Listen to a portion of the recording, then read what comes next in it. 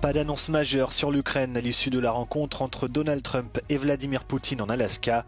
Volodymyr Zelensky est attendu lundi à Washington. Dans une déclaration publiée par la Commission européenne, plusieurs pays de l'UE se disent prêts à soutenir l'idée d'un sommet États-Unis, Ukraine-Russie. Au Danemark, une collision entre un train de passagers et un véhicule agricole a fait au moins un mort vendredi.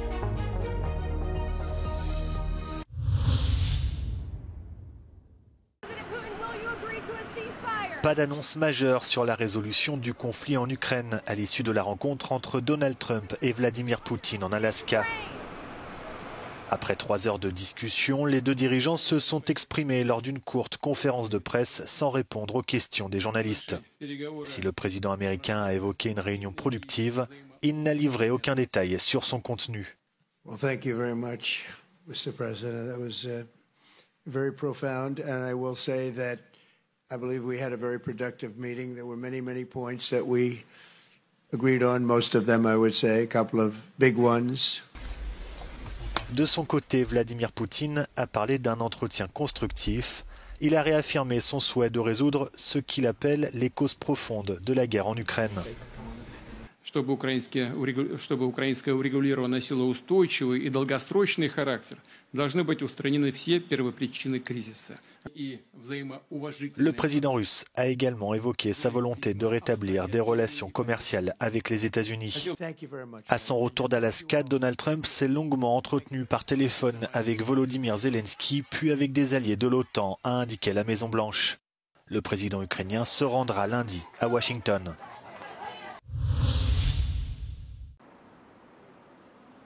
Les dirigeants européens se disent prêts à travailler avec le président américain Donald Trump et le président ukrainien Volodymyr Zelensky en vue d'un sommet trilatéral États-Unis-Ukraine-Russie. Dans une déclaration publiée samedi par la Commission européenne, ils estiment qu'il appartient à l'Ukraine de prendre des décisions sur son territoire et que les frontières internationales ne doivent pas être modifiées par la force. La déclaration signée par la France, l'Italie, l'Allemagne, la Finlande, la Pologne et le Royaume-Uni a été publiée quelques heures après la fin de la rencontre entre Donald Trump et Vladimir Poutine en Alaska. Les signataires ont déclaré qu'ils saluaient les efforts du président américain pour mettre fin au massacre en Ukraine et à la guerre d'agression de la Russie et ont insisté sur le fait que Moscou ne pouvait pas avoir de droit de veto sur l'adhésion de l'Ukraine à l'OTAN.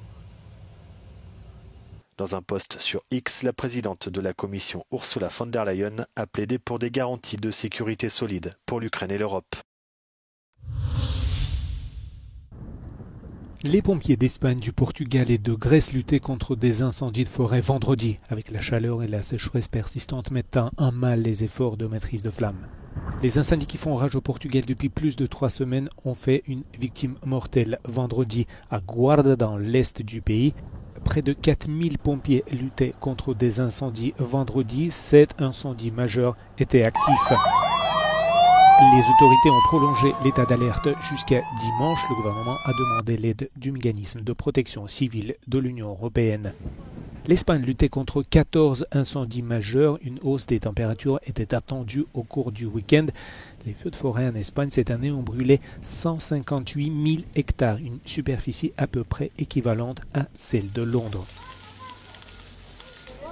Vendredi, un incendie de forêt en Grèce est resté incontrôlable pour la 4e journée consécutive sur l'île de Chios, provoquant plusieurs évacuations supplémentaires pendant la nuit. 2 avions largueurs d'eau et 2 hélicoptères opéraient dans le nord de l'île, dans l'est de la mer Égée, où les autorités locales ont déclaré qu'une accalmie dans les vents violents aidait les pompiers tôt vendredi.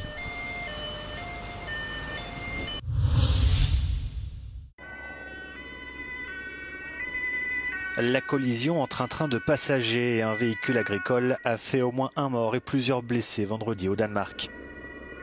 L'incident s'est produit à un passage à niveau sans barrière près de Biendrup dans le sud-ouest du pays.